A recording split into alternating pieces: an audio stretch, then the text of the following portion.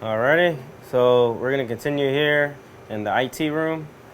I'm here to show you guys fan coil 2-1. So this system here is just a dedicated one-to-one system. There's one condenser on the roof and one fan coil here is solely dedicated to the IT room. It's only gonna be operated in cooling. As far as you can see here, this unit, well, it's what you can see. We also, as you've seen it throughout, we have a secondary pan underneath. And again, as well here, we do have a wet switch installed in the secondary pan. So if there were to be a leak of the condensate or the external pump may fail, it'll fill up the secondary, it'll activate the wet switch, and it will shut this unit down.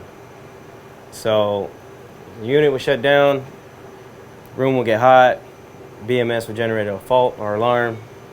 You guys will be aware.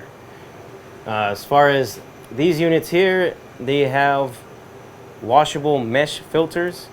We recommend vacuuming them, but if you guys do go and decide to wash them and hose them down, you know, as we all know, just make sure they're nice and dry before you put them back in.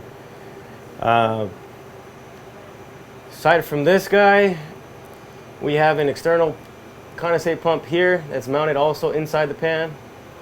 Its job is just to discharge here to the condensate. That little condensate pump has around like a 32-foot lift, so those little pumps are designed to, it can push out some water. Aside from that, the thermostat is located on that wall.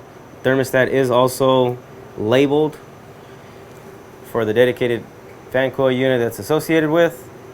But aside from that, this one's pretty simple, straightforward.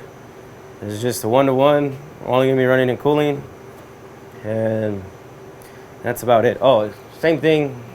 These units are direct drives, no belts. As far as maintenance, not much to them, except for, you know, cleaning out the filters, and maybe, you know, every once in a while taking a look at the condensate pump to make sure everything's good. But aside from that, it's pretty straightforward.